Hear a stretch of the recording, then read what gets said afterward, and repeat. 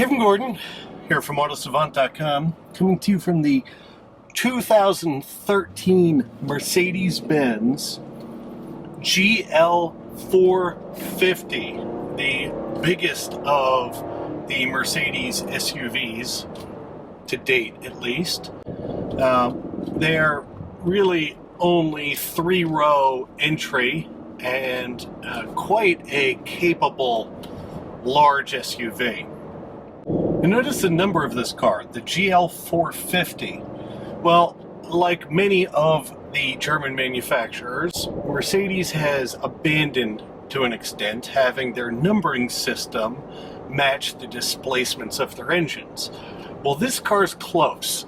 It's, a mid 4-liter twin turbocharged V8 that makes 362 horsepower and 406 foot-pounds of torque.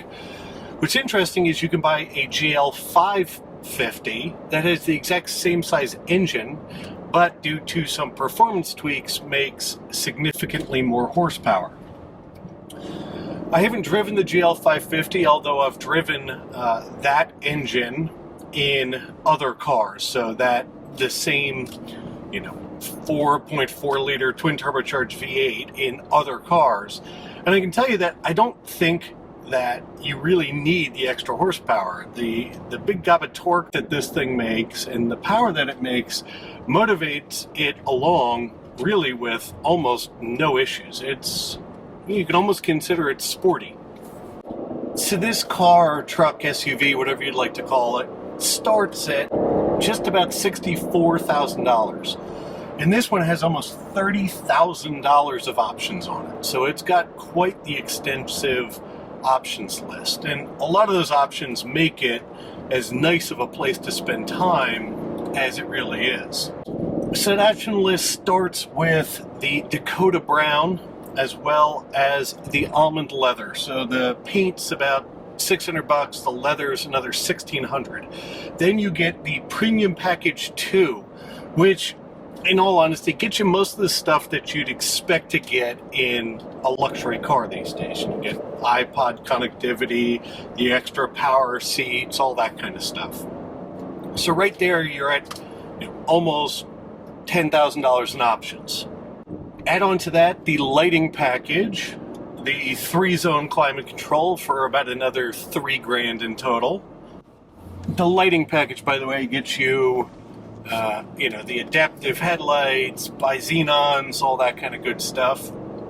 This one also has the full suite of safety options, which get you lane keep assist, departure assist, preventative braking, as well as real full-blown come to a complete stop radar guided cruise control.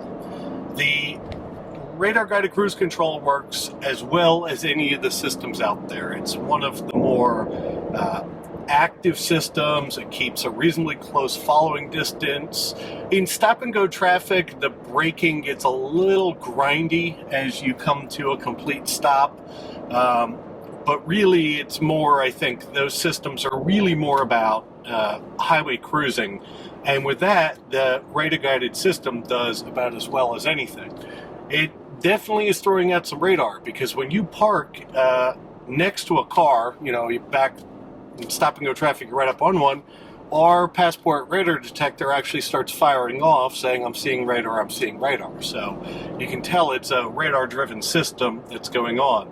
Mercedes does something nice in addition, which is it gives you a little strip of lights that's up on the dashboard to give you warning about how close you are. So even if you aren't paying attention to cameras or anything else, you get a simple visual indicator about what's going on as far as closeness or proximity to things in front of the car that you might not be able to see given the height and sort of hood look over on something like this.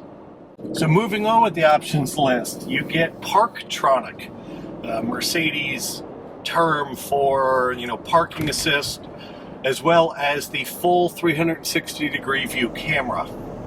And here's an interesting thing, I think, about the camera system that's on the Mercedes and the technology sort of in general. Mercedes has one of the smaller screens in the industry as far as actual dimension. But the one thing they haven't done is given up clarity or brightness or the ability to view it with polarized glasses on. So with polarized glasses, it works no matter how you look at it.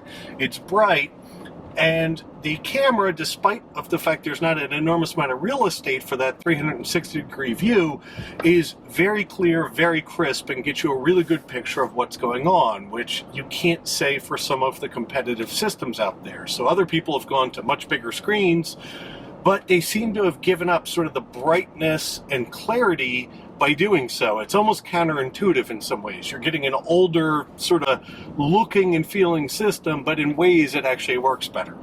So that parking package is about $1,300. Add to that their active suspension system, which gets you both sport and comfort. That's about $800, as well as heated and ventilated and actively bolstered seats. It's another $800 or so bucks.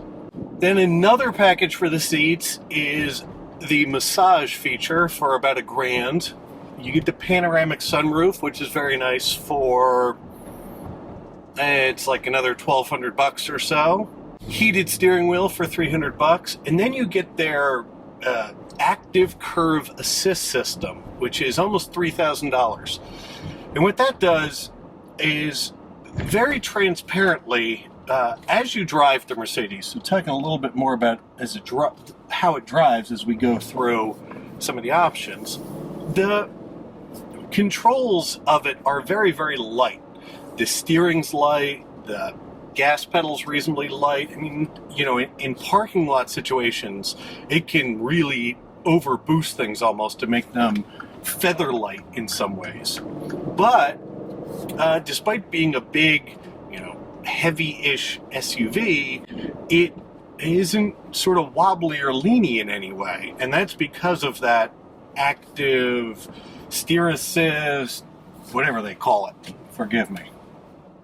What that does is has the ability to couple and decouple the sway bars, and almost in some ways, as you're going through a corner, pulls the car down to lean it into a corner as you go through a corner. So I think the biggest advantage of it winds up being that you can sort of get away with sportier driving with your wife and your kids in the seats without them noticing that they're being, thrown over in corners. So on top of the active curve system, you get their full night vision package, which gets you the ability to turn on a night vision camera, which we're not filming at night, so it tells me that I'm not allowed to look at it during the day. That works really well. I've told the story to people before that one night driving home from the beaches of wonderful New Jersey, I was in a Toyota Tacoma and it was pouring. I mean, really, really poor visibility, but because the tires that were on it, it really wasn't dangerous to be driving. You just couldn't really see.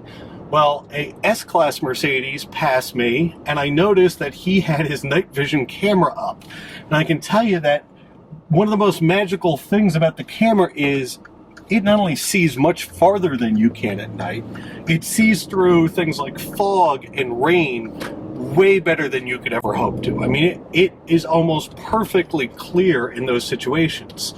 Of course, it also has pedestrian alert, so if it sees people walking out in front of you, it can, it actually highlights them and alerts you to it. It works really pretty well. I think the only complaint I'd have about it is it being in the nav screen only and not in like the center stack the way Audi sometimes does it, or in a heads-up display the way some of the manufacturers do it. It is a little distracting to have to look all the way down to the nav screen for it, but as well as the camera can function on those pieces, it's pretty darn good.